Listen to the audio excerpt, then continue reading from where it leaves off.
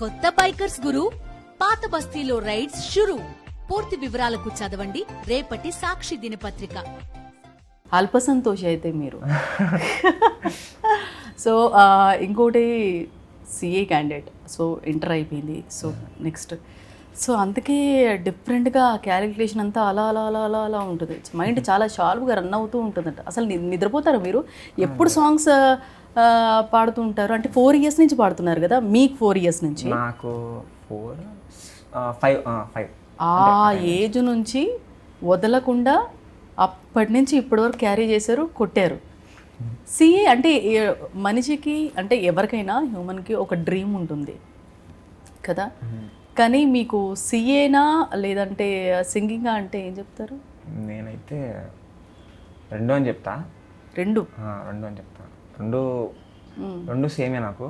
కానీ లైక్ టైంని బట్టి ఒకప్పుడు ఒక టైంలో మ్యూజిక్లో మంచి స్కోప్ ఉండిద్ది, బాగా పేరు సంపాదించే ఛాన్స్ ఉండిద్ది. ఆ టైంలో మ్యూజిక్కి ఎక్కువ ప్రిఫరెన్స్ ఇవ్వాలి. ఒక టైంలో సిఏ కెరియర్, చాలా కష్టం కదా, కష్టమే. కానీ ఎలా బ్యాలెన్స్ చేసుకుంటూ వచ్చారనేది నాకు డౌట్. అంటే చాలా మందికి కూడా డౌటే. కష్టమైంది, చాలా కష్టమైంది నాకు. సిఏ జనరల్గా ఏమీ లేకుండా సిఏ చదివి పాస్ అవ్వడానికే చాలా కష్టం. బయట పాస్ పర్సంటేజ్ చాలా తక్కువ, సింగిల్ డిజిట్లో ఉండింది. సో నేను అనుకున్న దానికన్నా చదివేటప్పుడు చాలా కష్టం అనిపించింది నాకు. ఆ సబ్జెక్ట్స్, ఆ డెప్త్నెస్, క్వశ్చన్ పేపర్ అడిగే విధానం, మా సీనియర్స్ ఎక్స్పీరియన్సెస్ షేర్ చేస్తున్నప్పుడు భయపడిపోయాం బాగా. చాలా కష్టం అనిపించింది. నా స్కెడ్యూల్ కూడా అలాగే ఉండేది చదివేటప్పుడు. లైక్ నేను చదువుకుంది ఇంటర్మీడియట్ నుంచి సిఏ ఇంటర్ కంప్లీట్ అయ్యే వరకు శ్రీమేధ కాలేజ్ గుంటూరు చదువుకున్నా. సో టైమింగ్స్ ఎలా ఉండేవంటే మార్నింగ్ 6:30, ఎందుకంటే ఆ టైమింగ్స్ చదవకపోతే కంప్లీట్ అవ్వదు. ఆ టైంకి, ఆ టఫ్నెస్కి అవ్వదు.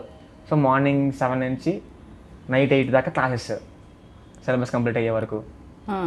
సబ్జెక్ట్స్ అన్నీ ఎక్కువ సబ్జెక్ట్స్, ప్రతి సబ్జెక్టు డెప్త్నెస్ ఎక్కువ. అవును.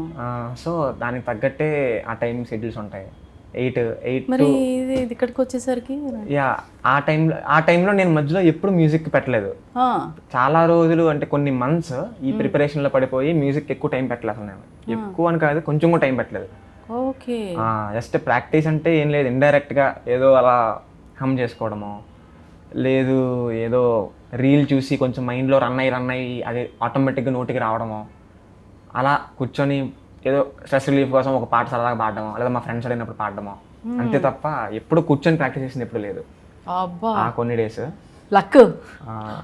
లక్ కంటే మెయిన్ మీ హోంవర్క్. మేబీ అదొక కార్తిక్ సార్ అన్నట్టు బ్లెస్సింగ్ అని చెప్పుకోవచ్చు. అంటే అన్ని రోజులు నాకు గ్యాప్ వచ్చిన తర్వాత కూడా ఆడిషన్స్కి వచ్చింది కూడా నేను ఆ ఎగ్జామ్స్ అవ్వగానే వచ్చాను అనమాట. ఆడిషన్స్కి ఎక్కువ ప్రిపేర్ అవ్వాలి. ఆడిషన్స్ కోసం కూడా జస్ట్ సాంగ్స్ లిస్ట్ అనుకొని ఇవి పాడదాం, ఈ జానర్లు ఇవి అనుకొని జస్ట్ అనుకున్నా, స్కేల్స్ చూసుకున్నా అంతే. డైరెక్ట్ ఎగ్జామ్స్ ఎలా అంటే లిటరల్లీ ఈరోజు 2 to 5 ఎగ్జామ్ జరిగితే ఈ రోజే నైట్ 11కి బస్ ఎక్కి తర్వాత రోజు హైదరాబాద్ వచ్చి డైరెక్ట్ ఇంటికి కూడా వెళ్ళకుండా హైదరాబాద్ వచ్చి అదే ఆ లగేజ్ హాస్టల్లో పెట్టేసాను. అలాగే నా బట్టలు అన్ని హాస్టల్లో అలాగే పెట్టేసి, హాస్టల్లో తీసుకొచ్చాను హైదరాబాద్ కూడా. తీసుకొచ్చి హైదరాబాద్ తీసుకొచ్చి ఆడిషన్స్లో పాడి సెలెక్ట్ అయ్యి అప్పుడు ఇంటికి వెళ్ళాను హైదరాబాద్ నుంచి. సూపర్. యాక్చువల్లీ ఇప్పుడు ఎవరికైనా ఒక డ్రీమ్ అనేది ఉంటుంది. ఇప్పుడు మీరు చెప్పినట్టు 2 నా డ్రీమే అన్నారు. సో అచీవ్ చేయడం కూడా, ఉన్న ఒక్కదానికి అచీవ్ చేయడమే కష్టం. అంటే ఏదైనా కష్టమే అచీవ్ చేయాలంటే, బట్ 2 ఒకటైతే మీరు అచీవ్ చేస్తారు. ఇప్పుడు ఇంకొకటి అందులో కూడా అచీవ్ అవుతారనే మేము కోరుకుంటున్నాం.